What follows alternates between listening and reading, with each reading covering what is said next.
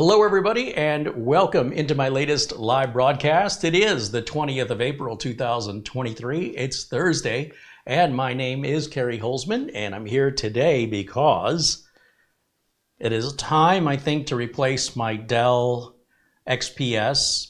Was this a 9570? I think it's a 8th generation Core i7. And I've replaced this actually with an 11th gen, but it doesn't have anything but USB-C ports on it.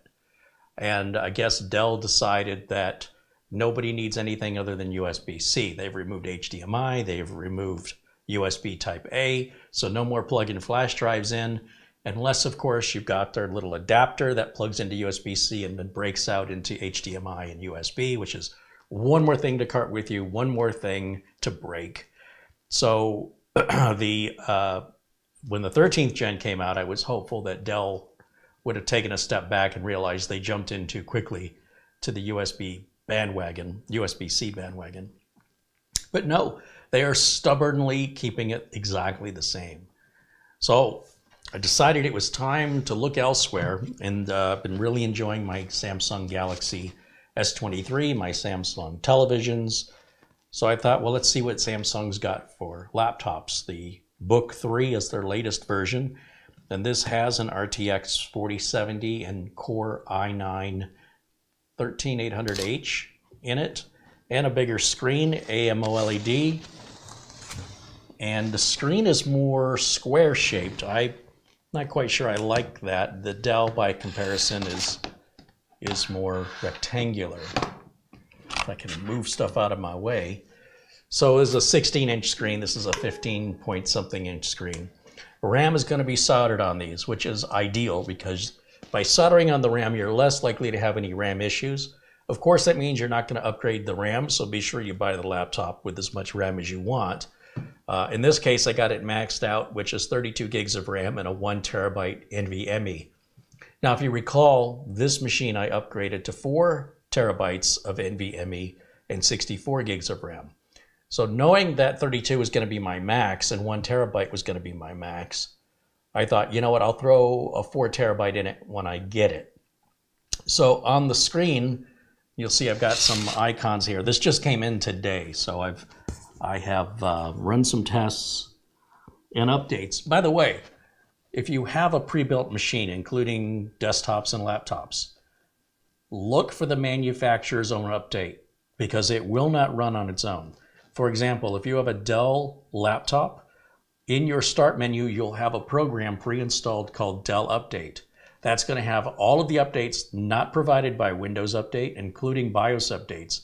Most people never do these, and it's free performance enhancement and security. All you have to do is click on it and get those free updates. If it's an Alienware, it's called Alienware Update, and if it's a Samsung, it's called Samsung Update.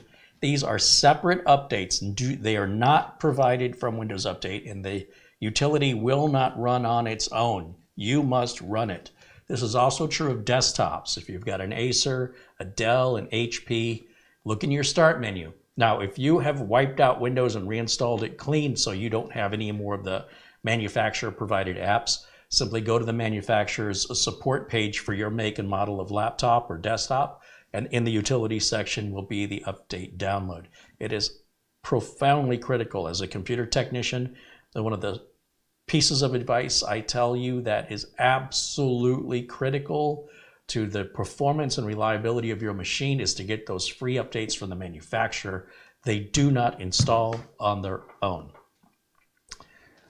My font doesn't look any bigger here. I gotta fix it. Why don't you fix that while I'm working? Trying to get I want to monitor the chat room on this Galaxy tablet, and there's another Samsung device, but the font's a little too small, so we're going to figure that out. In the meantime, I ran the performance numbers to see what kind of performance you get for $3,000 for this laptop, and it's not great. Not great. Let me pull the screen up here, and I'll bring it up to the camera. And these are the numbers I got with Crystal Disk Mark, which, you know, they're not terrible, but they're not great. And the make and model of the internal drive is, of course, a Samsung internal drive. But 1 terabyte's not going to cut it for me. And when you drop 3K on a laptop, cheaping out on the storage is preposterous. Now, I've done a little cheating, and I've looked at some videos on how this opens up. It looks a lot easier to open than this. This made me very nervous because they sort of have to crack open, and it's nerve-wracking. This was a $2,500 laptop, and the replacement was $2,500. So these don't come cheap, and I don't replace them very often. Because this is an 8th Gen i7, there were no i9s at the time, this was top of the line. And with 64 gigs and 4 terabytes of storage, it's been rock solid and very useful. In fact, I have very little complaints about this laptop. It's still running really, really good. So I just felt like as I've been editing more and more videos, I need something with a better video card in it. And I would prefer a 13th Gen processor, but I don't want to give up my Type A ports for USB, and I don't want to give up my built-in HDMI port. Furthermore, the projector I have is wireless, and this should stream wirelessly to the projector. I may not even need that HDMI cable for its main purpose of functioning as an entertainment device. When I'm not broadcasting, I have this hooked up to a 200-inch projector against a wall and a Bluetooth speaker. And it's a home theater that I can tuck under my arm and take with me. If I can get rid of the HDMI cable running across the floor, all the better. But since I just got this a few hours ago, I haven't had time to test that out. Now, of course, I'm very nervous about opening something that's this expensive and this brand new. So I want to talk to you a little bit about, let me shut it down. Let me shut it down here. I want to talk to you a little bit about the upgrade process. As you know, I'm a big fan of Acronis trimmage. Unfortunately, neither of my Linux or Windows PE Acronis boot drives will boot off of this. This is a known issue when you have two graphics cards. This has the built-in Intel graphics card and the RTX 4070. And the Acronis engineers really need to get one of these into their R&D, or even a Dell XPS, because they have universally the same problem. It just can't seem to find which video driver to use. So the answer to this, of course, is to install the Acronis software. Now, currently I have one license for Acronis. It's on this machine here. So when I go to install Acronis on this machine, I can install the trial version, which is good for up to 30 days, but it doesn't do cloning. I can just do backups. Well, that doesn't help me. So I uninstalled that. Wasn't ready to move the license over just yet. So then I said, well, I know that Western Digital, in fact, all drive manufacturers except Samsung, allow you to download a version of Acronis specifically for cloning your new drive you just bought. And that's all it does. It's the exact opposite of the trial from Acronis. This only does cloning. Unfortunately, though, the drive would have to be installed in here because it has to qualify. In other words, the Acronis, the version of Western, oh, that's so much better. Thank you. You're welcome. All right, so the version of Acronis, this is what she's made the text bigger for me.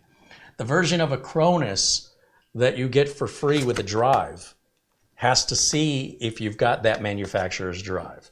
So for example, if you have a Western Digital or a Seagate drive you've purchased, or ADATA or Sabrent, just type into Google the manufacturer's name with the word Acronis, and it should be a download link from the manufacturer for Acronis specifically to use for cloning. And of course, there's other cloning tools I could have tried, but I'm not interested in those.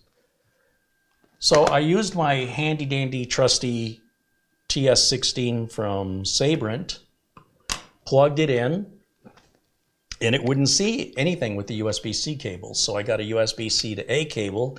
That worked. However, when you use a drive enclosure, the Windows operating system sees the make and model of the enclosure, not the make and model of the drive. This is like a translator. This is translating this interface into a USB interface. So all Windows is seeing is the USB interface and not the internal drive specifications other than its size. This gets a little confusing. So when I run the Acronis free cloning tool from Western Digital, it says you don't have a Western Digital drive. So this only, you got to have a Western Digital drive. So I thought, well, I've got a Western Digital external drive. Let me plug that in. And sure enough, Acronis said, okay, that's fine. That's a Western Digital drive. So then I plugged this in thinking I'd be sneaky, but Acronis does not offer the option to clone to or from this. And of course, this drive was brand new out of the box. It had no partition and no format. Okay, so now what do you do? All right, so then I uninstalled that Acronis and went back to reinstall the original trial of Acronis, only this time I signed in with my Acronis account. And it immediately said you have a license conflict because you own one license and you've got it installed here and now you've installed it here. But here's what's cool, and this surprised me. Acronis said, we'll give you 30 days to sort this license issue out. In other words, you need to deactivate the license on one of these or buy like a 3 PC license, upgrade your license. So I was like, wow, 30 days is very generous to get that all sorted out. So I finished with the Acronis install, and then I said, okay, Acronis, I put this back in my TS16 from the good folks over at Silverstone, plugged it in with the Type-C to Type-A cable. I said, I want to go to Tools, I want to clone, I want to replace the drive in here with this drive, which doesn't matter who makes it anymore, because I'm not using the free tool from Western Digital, the free version of Acronis from the manufacturer. And then it cloned it. Now, I didn't clone anything until I was done doing all the updates. So what I've spent hours doing is the first thing I did when I got this was I charged it. I plugged it in and charged it until the light on the side turned green or went out, whatever it does. That took about 2 hours. Once it was charged, then I turned it on. And then I went through removing a lot of bloatware. A lot of bloatware on this. This has McAfee. This has Spotify and eBay and Microsoft Office Trial and Office 365. So we had 2 different offices. It's got, it was almost endless. Teams, I take Teams off of there. It's got this darn chat thing that's down here, and you've got to right click on the taskbar and go to settings. I couldn't just right click and unpin it from the taskbar like you can usually with Windows 11 stuff. Uncle Carrie's Windows 10 Optimizer, Windows Update, Samsung Update, there were 3 big updates, including a BIOS update. Did all of that, back into Windows, back into the updates, back into removing any programs I don't want. I like to have 7-zip on here. I like to have VLC on here. I took off the mixed reality portal and the Groove Music and the media player and the movies and TV, all from Microsoft. All that comes off and is replaced by VLC. And I will put a version of Office on here. I can activate Office 2016 using a key from VIP CDK deals for a little over 20 bucks. That does not require a Microsoft account. Again, I don't care if you have a Microsoft account. They're not bad. I just don't use them because a lot of machines I work on go to my customers. And my customers don't need me having signed into my Microsoft account on their machine. So it's a security issue and just common respect and courtesy issue. Therefore, I don't use a Microsoft account, period. So after all that was done, then I put Acronis on, and then I said, now it's time to back it up. Everything is good. It's the way I like it, except for Microsoft Office and some other final little touches. This is a good time to make an image backup. Are you listening to me? Because you don't know, it's a brand new machine. This thing could die anytime. So I went ahead and went through that process I explained with trying to use the rescue USBs, which are not working. Again, I suspect it's because this has 2 video cards. It doesn't know which one to use. You do have to turn Secure Boot off, obviously, or it's the USB rescue flash drives from Acronis are going to use Secure Boot. So I disabled that in the BIOS. It didn't make any difference. So turn that back on and just decided to clone from within Windows. Now, I could have also simply opened the laptop up, plugged this into the second M.2 slot, and cloned it internally. However, I wanted to save the actual work for on camera. And you know, this takes a little while to clone. It's only about 60 gigs for a fresh Windows 11 install with all updates. So it only took about 10 minutes, but still didn't want to do that on camera, especially with me having to install and uninstall Acronis 3 times before I figured out what I was going to do, and then unsuccessfully booting to the USB rescue disks multiple times after making BIOS changes. There's our good friend Buster. Peter Laycock joins us. He says, hello, Carrie and everyone in the chat. It's 3 o'clock in the morning in Edinburgh, and he contributes 20 pounds. Right on. Thank you, Buster. And Chevy in the chat room with a $10 super chat. Geez, have I missed any others? I have not been paying attention. I hope I got everybody. Thanks, guys. Thank you so much. All right, let me fix that so I won't miss that. And then I've got, oh, and Mike Visions with a £5 contribution. Thank you, Mike. Joshua C says, hello, Kerry from Texas. Right on, Joshua. Thanks for joining us. I think we need to get the close-up camera here so when I rip this thing apart, you can see the damage, you know, in full HD. Let's see, I'm gonna go to the close-up camera. You fired up? I'm fired up. Yeah, come on over. There we go. All right, so again, here's the Dell, and you can see the different screen size there versus the Samsung, which when I open it turns it on, which is also what the Dells do, by the way. And then the other thing, look how thin it is. There's our ports there on the side, a couple of USB-Cs and HDMI. Come around this side. There's our Type A, a micro SD card reader, and a headphone/headset jack there. If we go back about how many years? 5 or 6 years. This machine's pretty close, a little bit taller.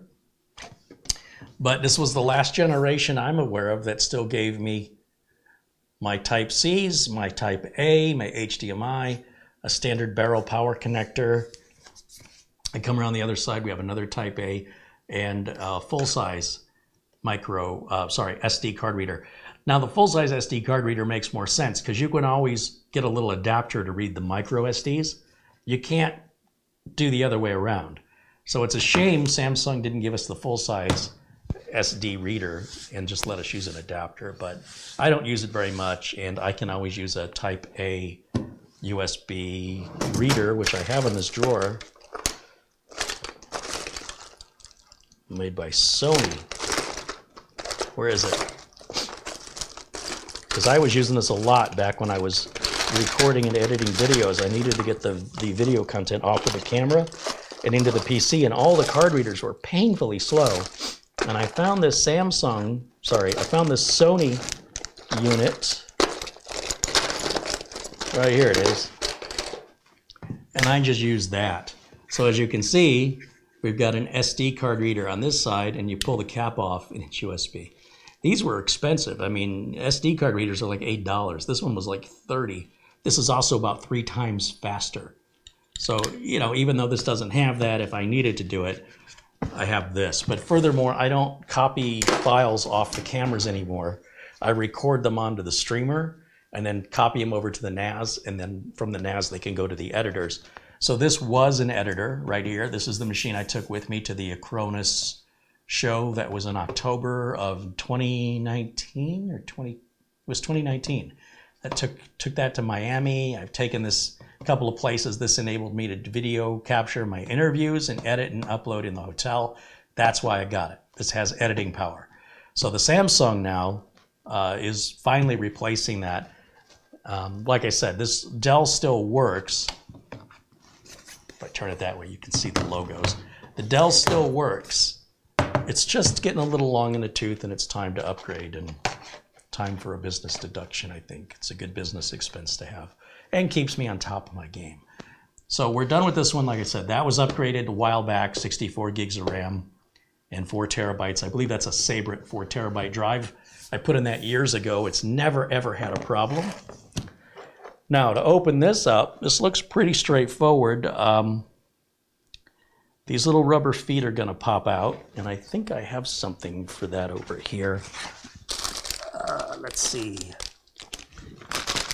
I have a little cheap kit I bought off Amazon a while back. And in here, we have a bunch of little plastic tools. And I suspect we just need to get under that.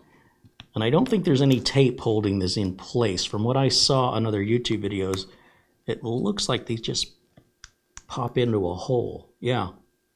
Isn't that interesting? Oh, there is a little slot right here. Huh. Which way was that facing? Was that facing towards me? Because I want to put them back in the same way. Let me take this one off a little more carefully. See if I can see which way that piece is facing. Yes, yeah, so that little cutout right there is going to go towards the back of the machine, and it doesn't exist anywhere else. All right. And it's, oh, these don't have the cutout at all. So there's a difference between the rear feet and the front feet, and I can kind of see that the case is a little taller and it kind of gets narrower, but here it's completely flat. So these feet, you notice how I'm putting them down on the desk? I'm putting them down in the same orientation they came out, just in case they have to go back. But there's definitely a height difference between those feet. So, well, you could probably swap left to right. You cannot swap front to back. So with the back of the laptop facing me, I'm going to put those back in the order that I just took them out. These are the front. These go by the hinges, and these go to the front, exactly as I've taken them out. So that's my methodology of madness there. Now, when it comes to removing, we've got 4 screws. That looks pretty straightforward. 4 screws. Should be able to just use this driver right here. No, that driver is too big. How about this driver right here? Too big. All right, well, it turns out I might need this. This is the iFixit ProTech toolkit, which I should put a link to. Look, the tape is still sealed. I've never opened this. Oh my gosh, and look how dusty it is. I have never ever opened this. I can't believe that. I bought it because you never know when a customer is gonna reach out to you with a repair on a laptop. And I always like to be prepared, and I really like these toolkits from iFixit.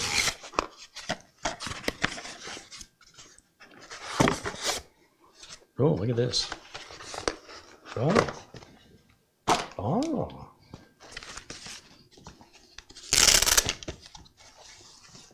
What the heck? Oh, it's got the little spudgers in there. It's got metal spudgers and tweezers, and oh, look at this. Precision. Precision.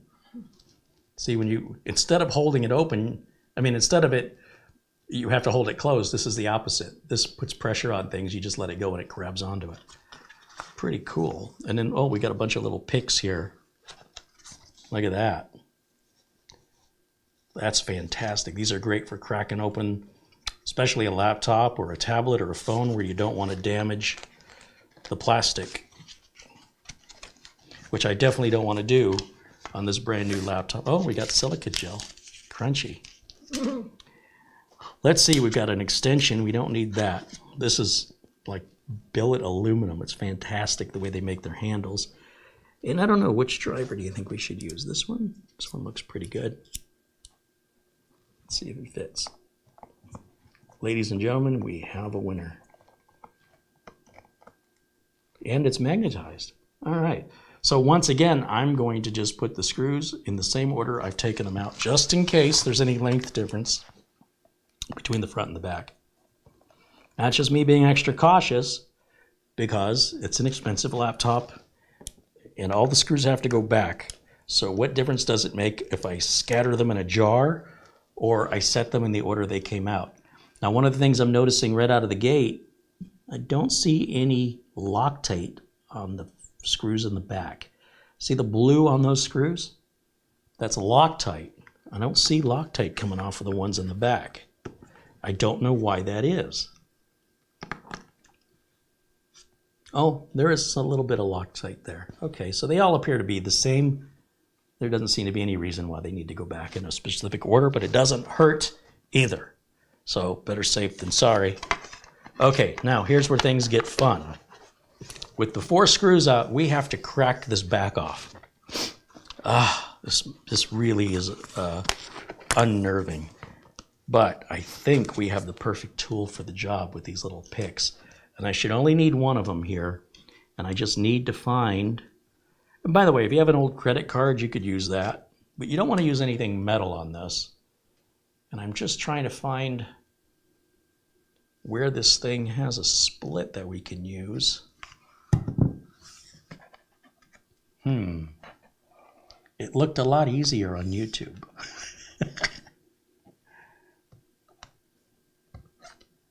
Okay, this is where it gets nerve-wracking for me. What we're doing is we're looking for the seam. So there is a seam running right across here. And it's basically snapped together like those old model kits. You know, when you could build a snap-together model car and stuff like that. It's kind of like that. And we also have this tool here, which has a sharper edge. And they give you multiples of these because these edges will dull. And they're intended to be disposable.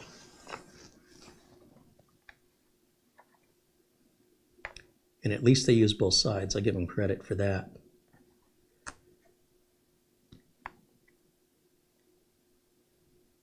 You see what I'm trying to do?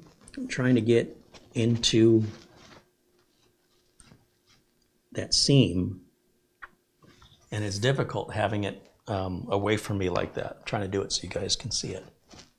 Scott Hallinan with $12 in New Zealand money, in Kiwi money.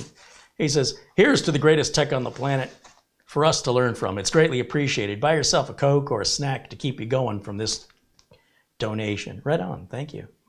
Joshua C. says, I always get nervous when I'm opening newer laptops. I'm glad to see I'm not the only one. Yes, well, if I worked on these all the time, it wouldn't be a big deal, right? It's just my lack of familiarity.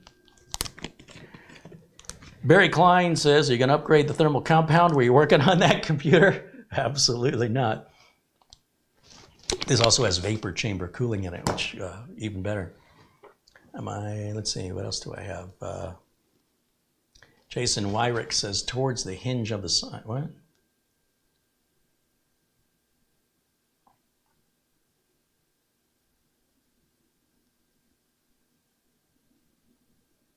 What does it say?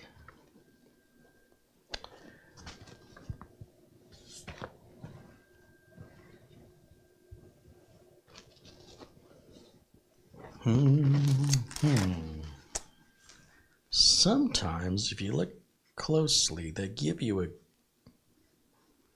little slot, but I'm not seeing that here.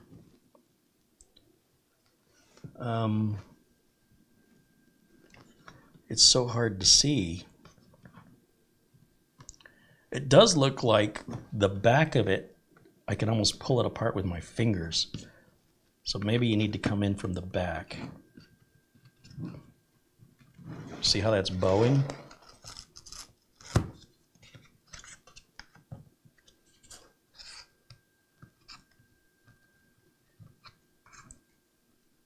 Oof, it does not look like it wants to come off. Not at all. I don't want to put that much pressure on it.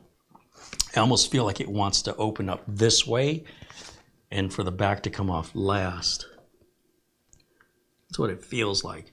Now, I suspect the people at Samsung have a tool that locks in here that probably assists them with lifting this off. How much you want to bet there's a tool specifically that goes in there?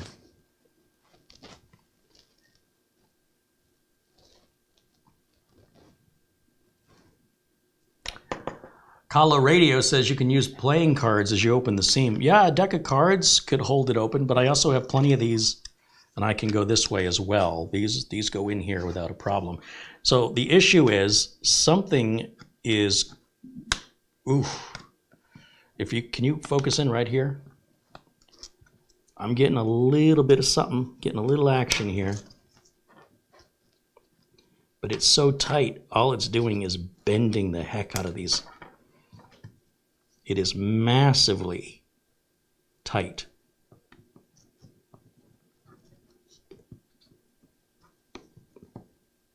And so one of the problems, of course, is when you're using these plastic tools, they have a lot of give, so they don't mar anything. But that also means that it makes it difficult. Here we go.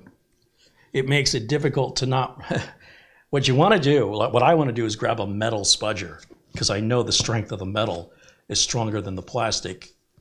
However, I don't want to gouge into the plastic, even though no one's going to see it but me. And then we just need to sort of go around and listen. It's almost like knuckles popping. It's not bones breaking, right? You know the difference between that sound, don't you? See, now that bothers me. There's something right there that does not want to come up. There it is. And so here's the problem. As I'm pushing on this, and I want you to see this, what I'm being very aware of is I don't want to damage this hinge right here running across the back. So I'm putting all this leverage, and you see that whole piece is bowing. And that does make me a little nervous. There's something right there. There it is. You can feel where the clips are. But I do feel like typically when they're in that strong, that's usually a tell that it wants to come off from the opposite side. Usually. But having never been in this before, I'm not real confident on that. Now you can pull up. See, now the front's coming up way easier. Now, the problem is if you bow this as you're pulling it up, and you think, oh, I'm going to get through those plastic clips, it's a good way to break the plastic clips. So there's a certain amount of pressure where I start to get nervous when I say, okay, let me get the tool to help me, because something's holding on really tightly. And I should have put a little towel down or something, because I'm hearing grit on the surface of this workstation rubbing against the top of my brand new laptop. There we go. Now I'm hoping, yeah, see how the back popped right off? So you definitely don't want to take this off from the back first. And it looks like everything's intact here. I don't think I've heard anything. But it is brand new plastic. As this plastic ages, it gets brittle. I may not be so lucky. So I hope to do this just once. Now, looking at the inside of this brand new Ultrabook 3 from Samsung, let's see what we can see. We have our cooling fans that are blacked out for some reason. It's all stealthy.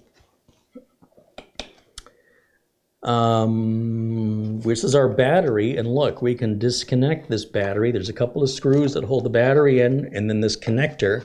So this is a replaceable battery. I see a screw here, here, here, here, here, and then it looks like you have to remove this piece to remove the connector, but then at least you can buy a battery for it. I think these are our speakers here and here. What else do I identify? There's our M.2 drive. Carrie, I thought you said this had a space for a second M.2 drive. Right here it is. There's the little post. No, that's the... Where does the M.2 drive screw down at? This is our Wi-Fi adapter. That's soldered down. And our RAM is soldered down somewhere in here. These little ribbon tools are probably for the trackpad and keyboard, I'm going to guess. And then underneath all this will be our CPU and our GPU.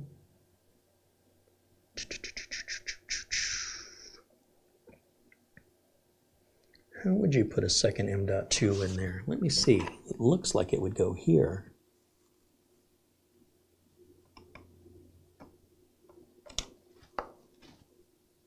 Oh, I guess it would go here. Like that.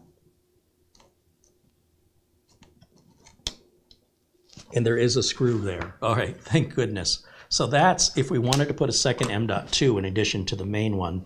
That screw right there, we would take that out and that would hold the drive in place. But I'm going to replace this drive because 1 terabyte, are you kidding me? What am I going to do with 1 terabyte? Don't you know who I am? what was the guy's name in The Princess Bride? I'm the something pirate Roberts. What was his title? Come on, chat room, you guys got this. All right, here we go. Take this out. Same screw, by the way, which is good and consistent. Same screwdriver. Thank you.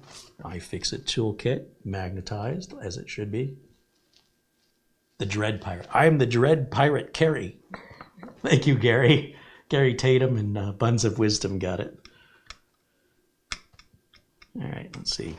You coming out. You gots to go. It's eviction day. Samsung SSD. Good thing they print that on the bottom where no one can see it. And now, Western Digital's going in there. This is a Gen 4, 4 terabyte. Make sure that cable's not in the way.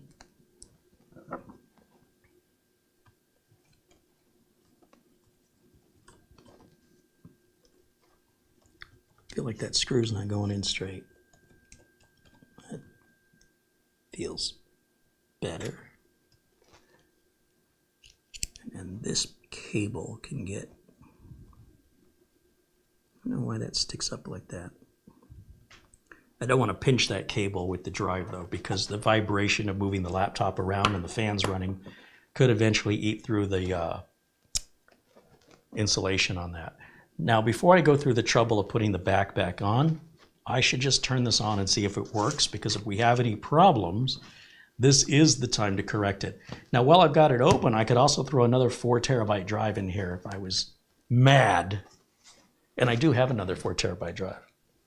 But here's the thing. Let me walk out for a second. I got to walk over to my my parts counter.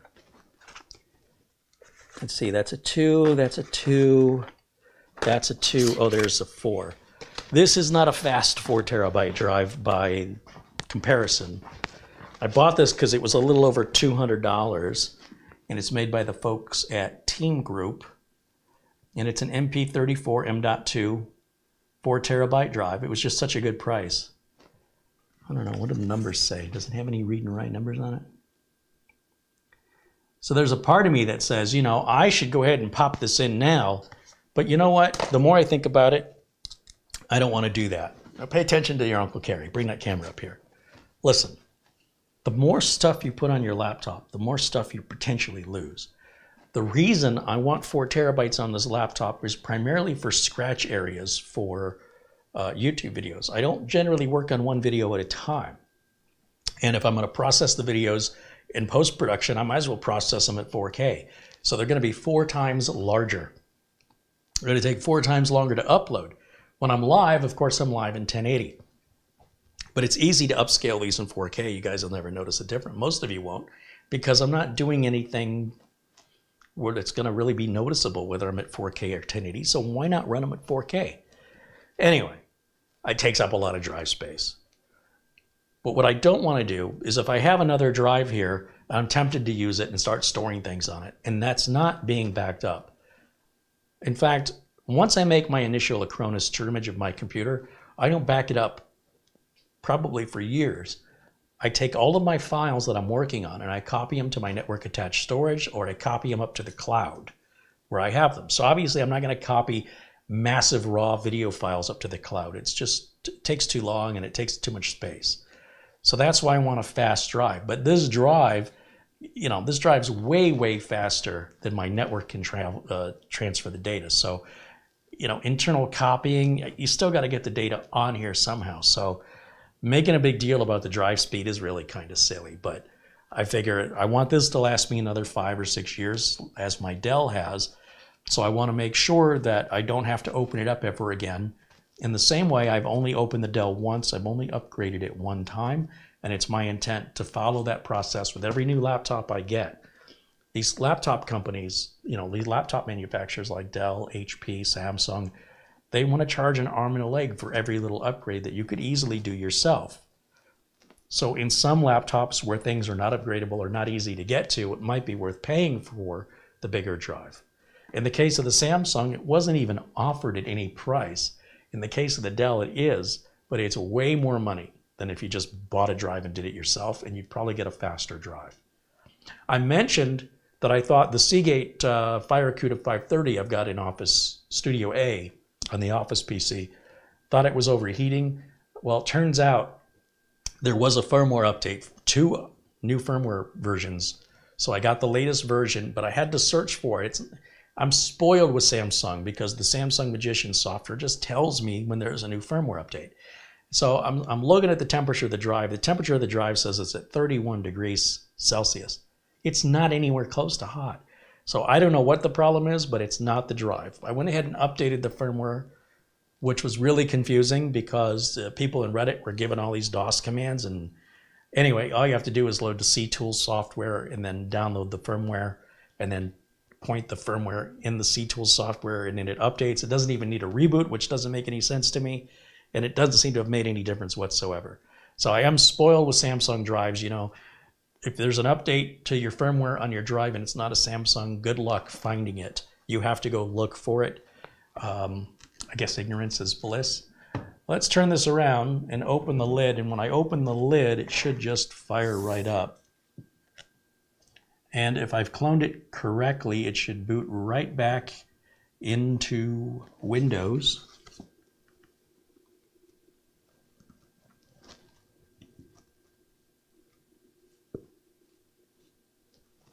Is it booting? I can't see anything. No? Does it have something that detects if the back is removed? That's my assumption. It might. Oh, it's booting. Was it booting? Okay. Just impatient. Now, if I did this right, it should just, with secure boot enabled, nothing's changed in the BIOS, everything's been put back. Using Acronis installed on the machine to make the clone.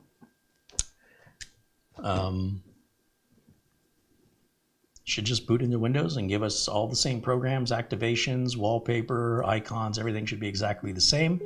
Acronis automatically resizes the partitions for us, so we don't have to, like other cloning software, you have to do that either after the fact or during the setup, which makes the setup far more complicated. Let's go to the computer icon up here.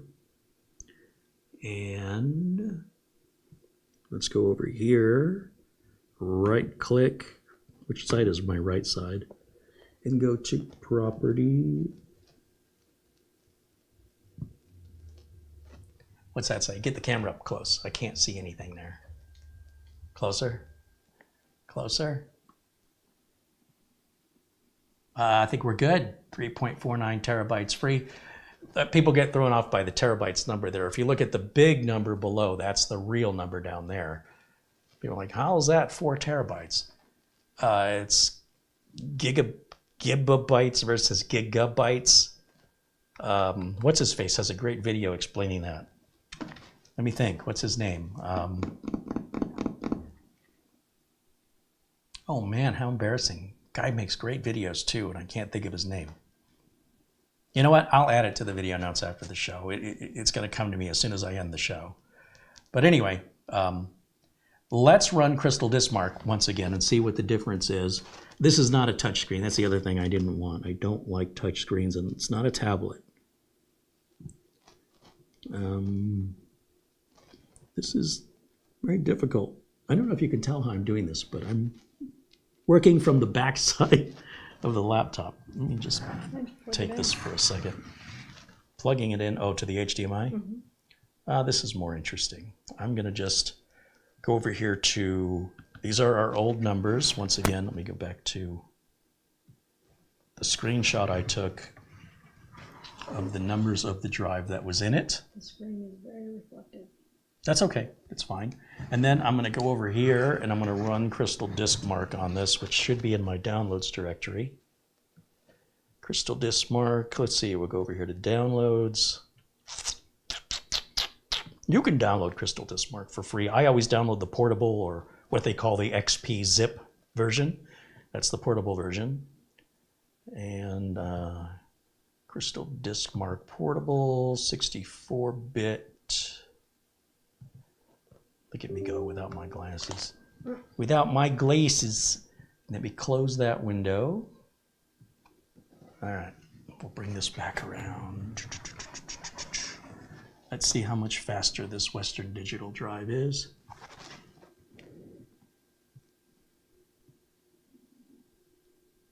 Here we go.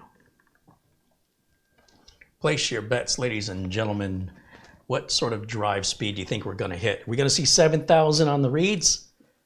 I hope so. Let's see 7,000. Oh, come on. You can go faster than that.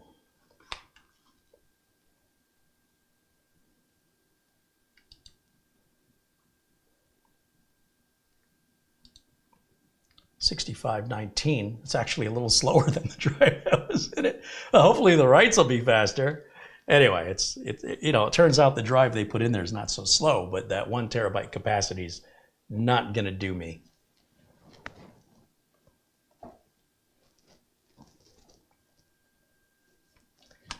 And while this is running, I can look up that guy on YouTube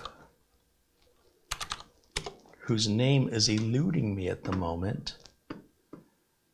By the way, if you like videos coming from a retired Microsoft software engineer, check out Dave's Garage. I know it sounds like a car channel, but he's the guy that, created the blue screen and a lot of the file formats and stuff.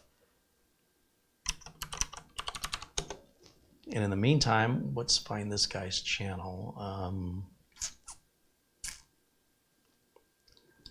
How am I going to find it? Why does hard drive size change? It's actually not changing. What's this guy's name? As soon as I say his name, most of you are going to know exactly who it is. He does very good videos.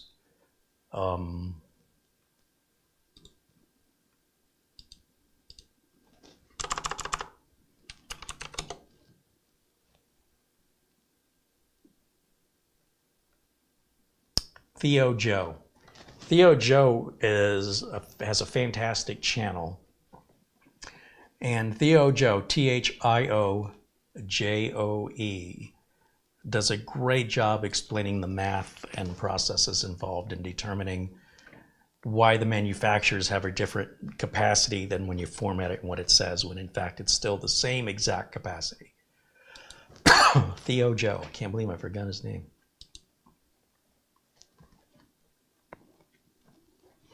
And then, of course, Dave's Garage. If you're interested from a retired Microsoft Windows software engineer on why things are the way they are, including Windows activation explained, he's not selling anything. He's retired, and he just enjoys sharing his passion of computers. Of course, he's based out of Washington. What a shock. But he does some pretty fascinating videos, information I'm sure Microsoft would like to keep quiet. Look at that, our reads and writes are nearly identical. That's very uncommon. What were the writes on this before? They weren't that good. That's significantly better. As soon as this test is done, I'll go ahead and shut it back down. We can put the cover back on. Now, putting the cover back on is super easy. You just snap it back into place by pushing down. And then just make sure all the sides are down evenly. Put the screws back in, put the feet back on top. Thankfully, the feet are not attached by sticky tape, so they should just lock right back in. And we're done, and I should never, ever, ever, ever, ever, ever, ever, ever, ever have to open this laptop again, because it makes me nervous. I don't like doing it.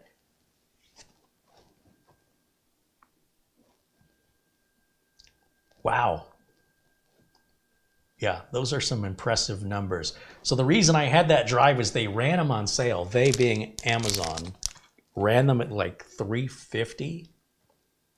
And anytime you can get a terabyte under $100, which isn't too rare today with Gen 3, but with Gen 4 or certainly with Gen 5, that's getting more and more difficult.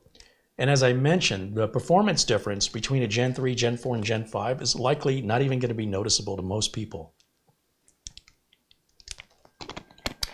Oh, I found something really cool. I was squirreling around on the internet last night,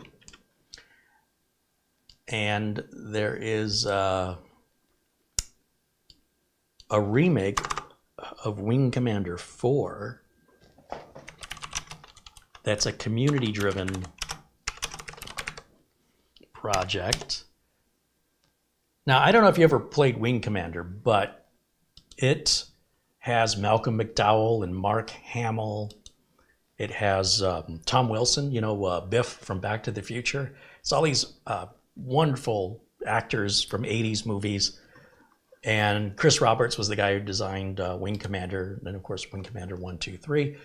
And then they digitized all the video. Well, now all the video is back into like HD format.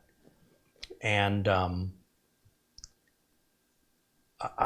you can download it for free if the computer's going to catch up. Let's see. Let me see if I can grab this window. Properties, Chrome. So Wing Commander is what got me started on the IBM compatible computer. That was sort of the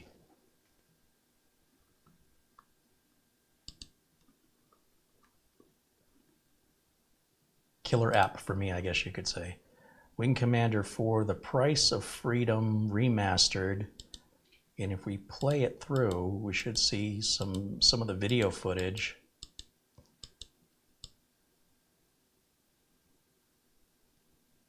Even the fight scenes look so much better. Where's the actors? There they are. There's Tom Wilson, and Malcolm McDowell was there. Mark Hamill. And the video, if you compare this to the actual video that they did back when they made this game, this is like incredible. And it's at, what is it, WC Create or something like that is the website, and you can download the game for free. And most PCs have plenty of graphics power to play this game. Not so much back in the day. This was a DOS-based game. And they even, just watching the cutscenes from it make a full movie. You don't even have to play the game. You can just watch the cutscenes. Let's see, Wing Commander 4 I misspelled, but that's okay. Remastered, old versus new. Yeah, so this is pretty interesting when you see what the video looked like. We were happy to have this, by the way. They have the video of the actors. Well, here's the website if you want to check it out. WC, what did it say? Respace? WC Respace. There it is. And you can just download it and play it. How cool is that? It's free. It's not done yet, but you know, catch to everything, isn't there? It's a community project. They all have jobs and families, and they work on it in their spare time out of the passion for the enjoyment of the game. How's this? Is this done? Yes. Scroll down again. Let me see it. See what our final numbers are. That'll give us something to compare it to. I'm not going to screenshot this. I'll shut this down first. In fact, all I have to do is close the lid. And then we'll give that a second to power off, and then I can put the back on it. So remember, I was working with the hinge facing me. I want to keep all my orientation the same. And this piece should just go on and push. I want to put the back on first, I think. Is that possible? I think this is the back. See the holes for the cutout, and you see this cutout here? That's going to go make a room for this hinge that moves up and down. So where it curves down is the front, and where it's cut here is the back. So put that in.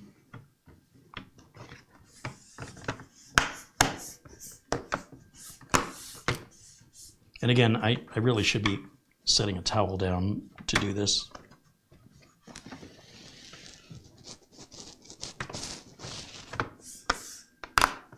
But you absolutely want to snap it in before you put the screws in.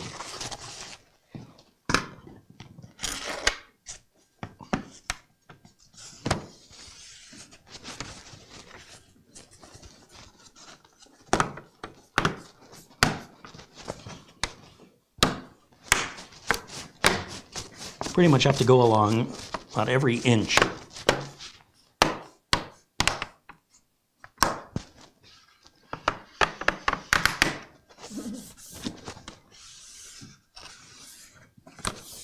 Nothing like a snap together $3,000 tool, huh? That inspires confidence, doesn't it? Okay. I feel like that's, oh. You gotta look for bowing to see if you've missed anything. Now, after you put the screws in, if you miss a spot, you just need to push it down. It's not like you have to take it back apart or anything. You don't have to take the screws out. Just trying to avoid having to push down any more. One. And you don't want to over tighten these screws. Two.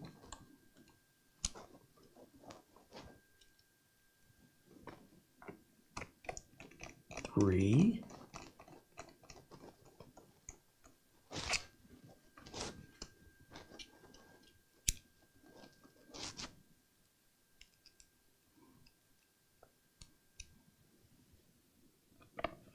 And there's 4. And then feet with that little cutout facing towards me. Goes towards the front. Same with the other side. So the cutout faces towards me, which is towards the hinge. Then these last 2 feet are a little different, but they just push right on.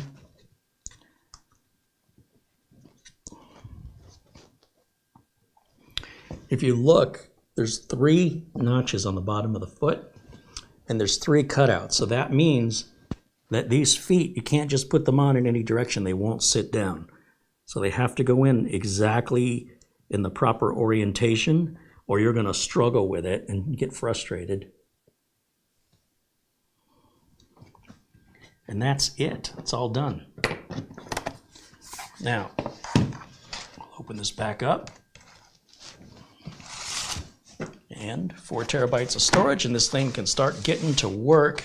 I'll put my tools away while we're waiting for that to boot up. And then I can screenshot that as a before and after.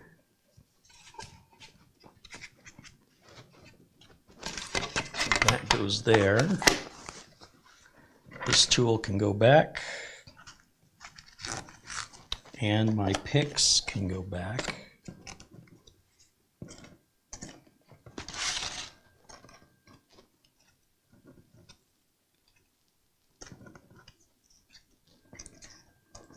I must have forgot I bought this. I'll tell you, this toolkit has a suction cup tool right here for helping to remove back panels. And then it's got these spudgers, and it's got an anti-static wrist strap, which of course I would never use, but I work in an anti-static environment, and I handle parts by their edges only, so it doesn't really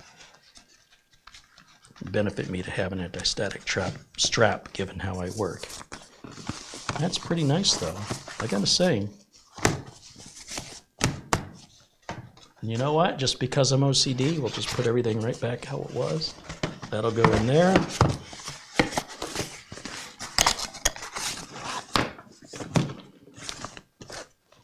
Apart from the dust, like brand new again.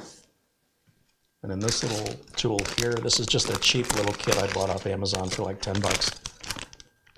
It's pretty cheap, but if that's all you need, you know, to get the job done. Get this out of the way.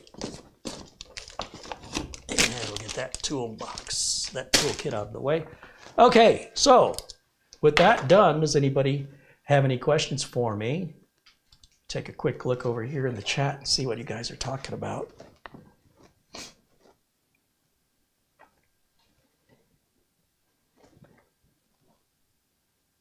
Josh Kinder says he turned 30 years old today. Happy birthday to Josh Kinder. 25%. You're at 25% battery? All right, we'll run that battery out.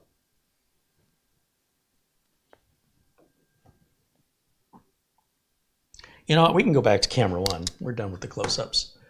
Thank you, camera girl. You're welcome. All right, and let's turn camera one on. You're good. Thank you. All right, so let me look back in the chat. Gary Tatum says he spent many an hour killing the Kilrathi. That's right, Wing Commander.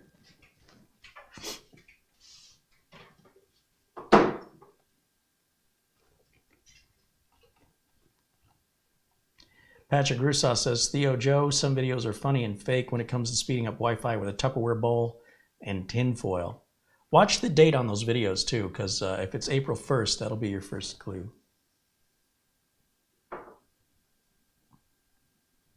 Theo Joe used to be a huge troll. Well, there's a key word there, used to.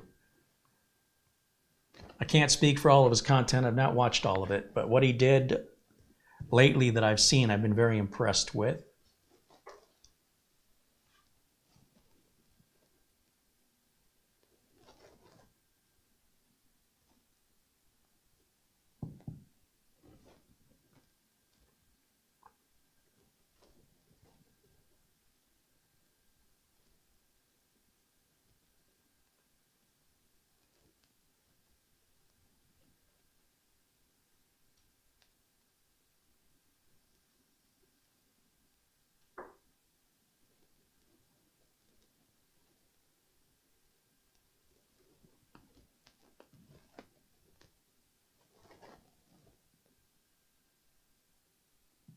Yeah, and then like I said, Dave's Garage, if we go over to, let me go back over to my YouTube channel thing here, screen capture. And let's see, go up here.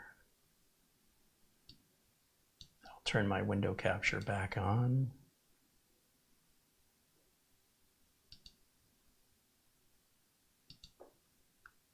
And we'll just, right here, we'll type in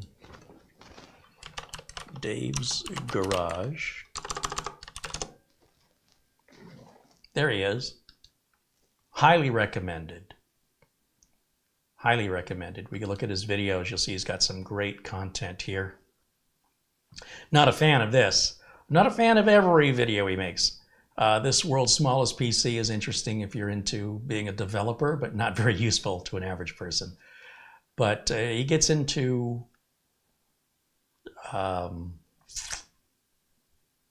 boy, I'm not interested in any of this. There's the computer that built Microsoft. I heard there's a Windows 11 with 30 hard drives in a software RAID. Let's see. More about coding, stupid Windows tricks. The dark history of zip files, Windows and Linux. Where the term reboot came from. Why do computers get slow? So when you get into his stuff that's a bit older, like from last year when he's just really getting that off his chest about all the stuff he did at Microsoft. Me personally, I find that the best stuff. Oh, I remember Sony's rootkit scandal back in the day when it was on the CDs, the installation CDs. Apparently he has autism, so he talks. So he's talking about a lot of things that he deals with that are important to him, which is, you know, what he should be talking about. Stays in his lane. But anyway, just a lot of information here. Retired Microsoft engineer with 100 questions, 99 answers. Fantastic stuff. The other thing I've been watching a lot of is AFK. This guy didn't know anything about 3D modeling, and within 3 months is making these amazing and hilarious 3D videos using the Unreal Engine. And he does some Star Wars videos that are absolutely brilliant. This one on the Tantive 4, and this is season 2, if you watch the original Star Wars, all the events that take place here look like they could have happened, but the camera cuts away. But he gets every detail. If you're somebody like me that enjoys detail, he gets those details down. And the animation quality is, and the voice acting is fantastic. So I strongly recommend, if you're in a bit of humor and you like Star Wars, be sure to watch season 1 and season 2. Season 2 is still being recorded. And he even shows you while he's making these videos how he's doing it. He'll have live streams where he's working on the latest episode, and he's in the software, and he is, you know, showing you, whoops, didn't mean to click that. He's showing you what he's doing to make all this happen, including, you know, he's got people he's getting the 3D models from. So it's not like he has to draw any of this. He has these objects he places and decides what camera angle he wants and what lighting he wants and how he wants the head to move or the body to move. And he's going through and he's explaining it all. And he quit his job in 2023 to do this full time and see if he can earn a living doing this. So support the guy. He's only got 143,000 subscribers, and the quality and the hilarity. And if Star Wars isn't your thing, he's got a whole thing of trolls. He's got the season called AFK, and then he's got one. Where are the trolls? They're in here somewhere. Anyway, good stuff. Good stuff. Like supporting the little guy here, especially when he's putting so much time and effort into his work. It really shows. It's so well done. You can just imagine if he had a budget, a bigger budget, what he could do. The talkie orcs, that's the one. Yeah, the talkie orcs are pretty funny. So I just wanted to share, those are a couple of things I've been watching lately that I'm enjoying, and maybe you'll enjoy them too for something a little different. And back over to the chat, we'll just wrap things up here. And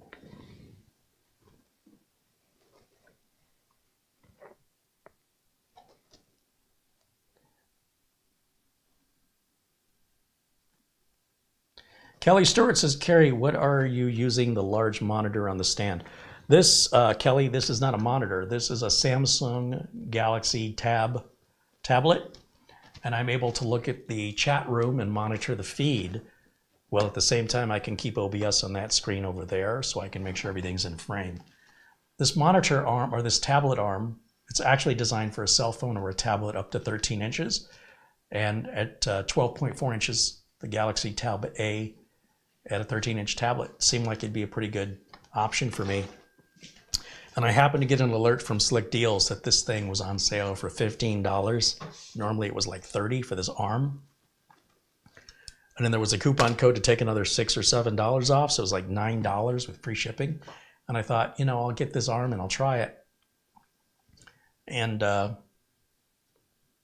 yeah, it's very, very promising, but it's fully operating on battery, its own Wi-Fi connection. It's a little wobbly to try and type on it, you know, to push on it. However, I can address comments here live on video using my voice. I don't need to type on it. Mark Gaines contributes £2. He says, top of the morning to you, Carrie. Cheers, Mark. Welcome in. Thank you for the contribution.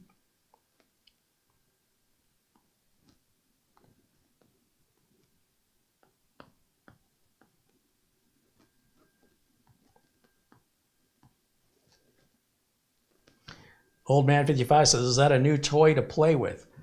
Well, I suppose. I mean, when you enjoy what you do, then you don't really ever work, right? So you could say this is a toy, but I'm going to be using this for video content. And the 11th gen that I don't use because of it, it only has the USB-C ports without adding USB-C breakout boxes to it. And Camera Girl's using that to make the amazing thumbnails you've been seeing on my videos lately. So that's all thanks to her. She was using an Alienware laptop that I had, and it's not good. And if you like the RGB and stuff like that, but compared to the Dell XPS for a content creator, that 11th gen is quick. It just doesn't have the ports I need. So, and again, my Dell XPS here, the one's a 9570 and one's a, I can't remember, but I upgraded that as well to 64 gigs and 4 terabytes, and I made the video here That was over a year ago. And I skipped over the 12th channel altogether because it's not a big enough upgrade to make it worthwhile. I had some issues with Chrome running really slow on here. And I ended up just resetting Chrome. I think there were like 10,000 tracking cookies. It just builds up over time. So if you're going in Chrome and you're clearing your history, but you don't clear your cookies because you don't want to have to log in again, then you could have, you know, geez, I logged into a customer site last night. Since I cleared them on mine, I thought I better check my clients. And they had 18,000 tracking cookies I cleared out. And I was sure I was going to hear from them today when they're going to have to sign into all their websites, but they're not signing into 18,000 websites. So that should be done, you know, like once a year. But Chrome was really starting to act funky. I was getting websites that were not loading properly unless I hit the refresh button. I'm talking eBay and Amazon, even YouTube, where all the text was like aligned on the left and just red X's where the picture should go. And I'm checking my Wi-Fi connection. I'm like, what's going on here? And then I, you know, cleared the browsing history. None of that fixed it. It wasn't until I cleared the tracking cookies. Now, another way you can do this, and I'm not a big fan of CCleaner these days, but if you just run the default, like the portable version of CCleaner, and don't run the registry cleaner, just let it do its auto cleaning, then it'll tell you how many tracking cookies it finds, and just click next and let it clean them, and then shut it down. Like, don't use it for anything else. The wipe free space tool is good for secure erasing empty space. So for example, if you had a flash drive and you had sensitive data on it, and before you hand it to somebody else, you want to overwrite that, you can use the wipe info tool from CCleaner. That's another good utility on CCleaner. But I'd avoid the registry cleaning because it's likely only going to cause you problems. And I would avoid doing any of the other advanced tools if you want to use it. But you could also just do this right in Chrome. You don't have to use CCleaner for that. I don't know that Chrome will tell you how many it's clearing. CCleaner will tell you how many thousands of tracking cookies are on all of your browsers, not just Chrome. So it's not a completely useless tool, but again, you can accomplish the same thing without it. And I always use the portable. I don't install it. Mark Gain says, perfect timing, Carrie. My brother got one of these Samsung laptops and he wants me to upgrade it. Well, it's really easy to upgrade. I was surprised there wasn't much in the way of teardown videos on this. Somebody had a YouTube short where there's just like music playing and they're not discussing anything. And then the other one that comes up is a guy speaking. Oh, that's as high up as that goes. He's speaking in, I think, is it Hindu? And I watched it because I could understand the gist, right? I'm really paying attention to what he's doing with his hands. His words were just noise to me. Every once in a while I'd catch a word. But that was the closest thing I got to finding a teardown on this. So hopefully my video will help others out because it's a brand new model. It just came out. And Samsung, I think, has done a great job. I'll tell you another, speaking of this, if you want to see some fascinating teardowns, Jerry Rig Everything is another great YouTube channel. Let me bring that up and I'll probably end the broadcast here on this recommendation. I'll have to add the channels to the video notes after we're done here tonight, but let me turn off camera 1 and let's go to Jerry Rig. That's probably everything. That's what I need. This guy right here, Jerry Rig Everything. This guy is super smart and super brave. And he'll, you know, whether it's a $120,000 car or this crazy charging tablet thing that Tesla sells for like $300, like lets you put like 3 or 4 items across it and it charges them all at the same time. Or the S23 Ultra, which he made humorous. Well, yeah, he has the Samsung Galaxy 23 Ultra. There's the S20 Ultra. There's the Flip. But here's the thing. He gets it brand new and he completely takes it apart. He completely disassembles it. It shows you what everything is and how it goes together. And explains the ribbon cables and explains how it all functions, and then puts it all back together and shows you it still works. He shows you how difficult it is to scratch the glass using sharp implements. These are brand new right out of the box. He's just bravely torture testing them so you don't have to.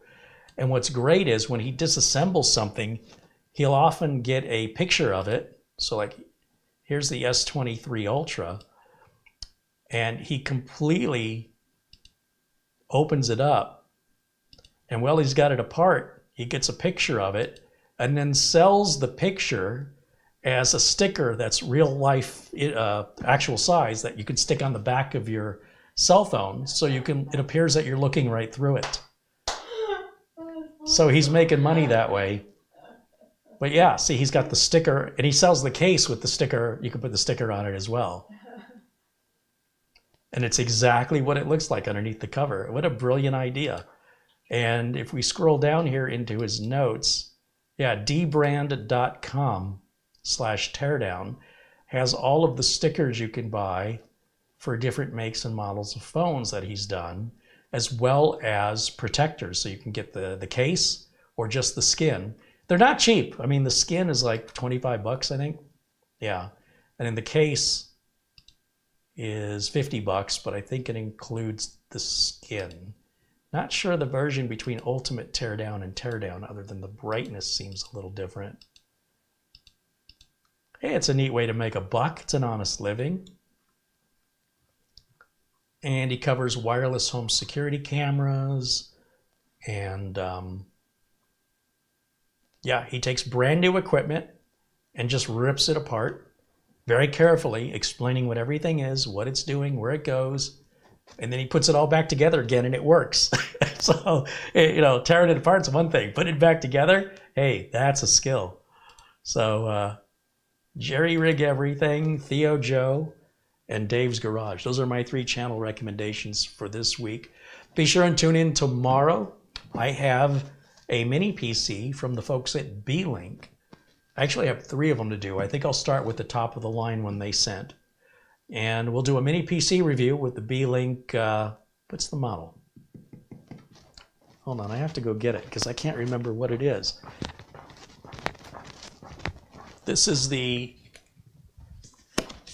AMD Ryzen 680, it's a Radeon 680M. It's called the SER Pro. And this has an AMD Ryzen 7 7735HS processor, 32 gigs of RAM installed, 500 gigs storage SSD, NVMe SSD, Wi-Fi 6, 2.5 gig LAN. All fits in this box.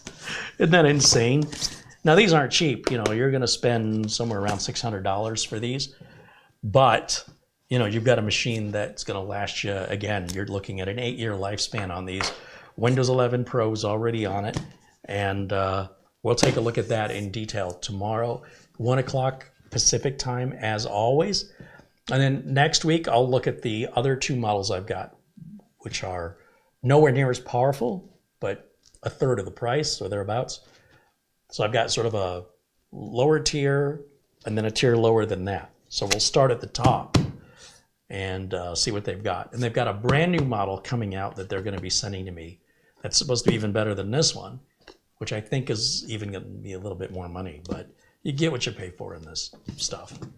And as for this, well, I have a nice spare Gen 4 SSD I'll put on my part shelf. This is an empty box, so that'll go over there. My trusty TS16 from Silverstone has once again proved it's worth its weight in salt. It's worth more than that. How many of you out there in the chat have a TS16? I know we gave about 5 or 6 of these away. I have 2 myself. That's how much I love that tool.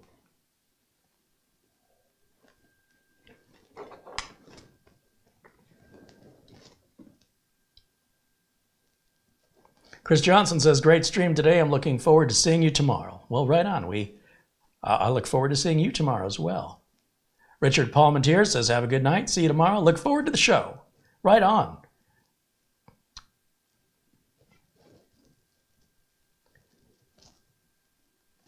Jeff H says he's got a TS16. Joshua C says he doesn't have one, but he's going to get one. Patrick Grusaw says he's got a TS16. I'm telling you, as a tech, this thing's so fantastic. Cannot say enough good stuff about it. Mark Gaines says he hasn't got his TS16 yet, but it's on the way.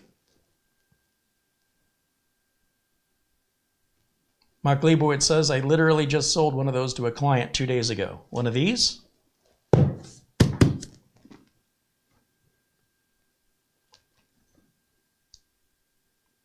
Joshua says, I like Jerry Rig Everything's approach to building wheelchairs. Yeah, I guess his daughter or something's in a wheelchair, and he's got something called Not a Wheelchair. Anyway, I don't know how he makes all his money, but he seems to have a lot of it. And he's not afraid of technology. He just rips things apart very boldly and confidently. Yeah, even when he's using his razor blade to crack open stuff, he'll cut towards himself. And I've never seen him cut himself, but I think, ooh, makes me really nervous. But he's got a great sense of humor.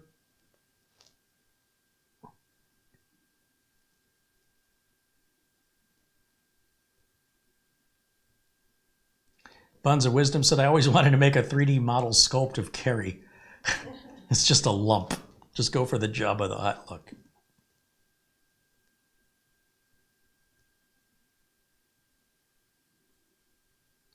Rick Lake says his mini PC is running fine. That's awesome. Rick Lake's got a giveaway mini PC from the channel.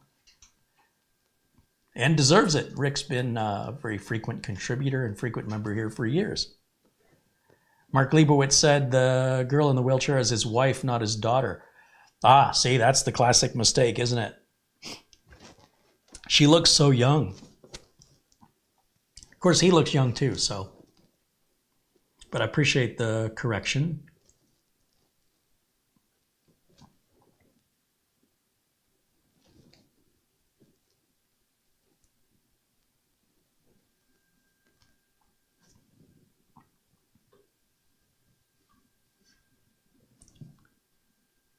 Okay.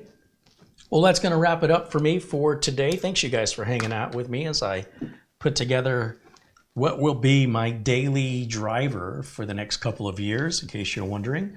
This machine will go into a back room that I have here at Studio B that I'll use for testing things. Like when I'm testing flash drives, I want to write data to every bit of capacity of the flash drive and then read it all back to make sure that none of it's corrupted and the true capacity is exactly what it says it is. And those tests take hours to run. And then that way I get a total write time, I get a total amount of bytes written, and then the total amount of data read back and any errors.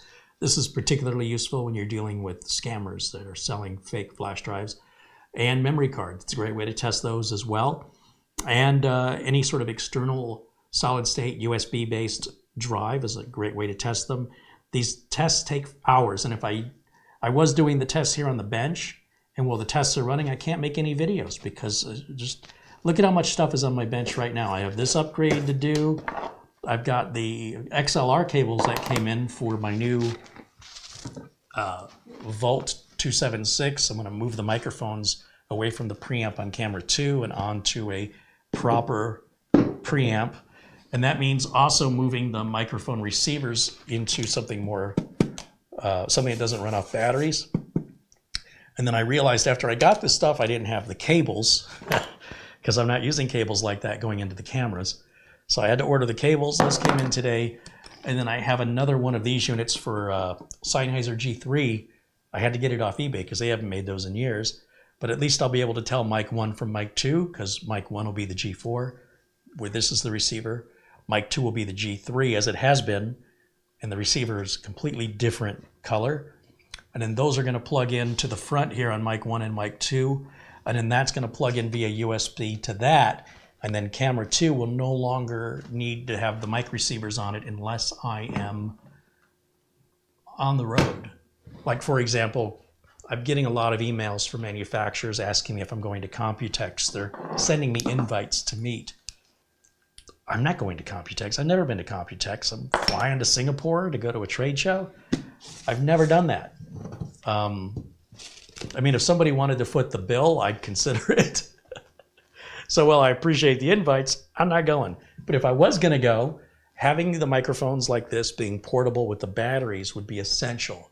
But here in Studio B, it doesn't make any sense. It's enough that I've got to take care of batteries. I got to take care of twice as many batteries, one for the transmitter, one for the receiver. If I can take the receivers permanently on power and never have to change batteries, it's going to make my life a lot easier. And furthermore, the preamps on these camcorders are acceptable, but they're nothing compared to what you can do with a good preamp. And from everything I've heard, this is a very good preamp. However, I'm not plugging in electric guitars and stuff, so it might even be overkill for my needs.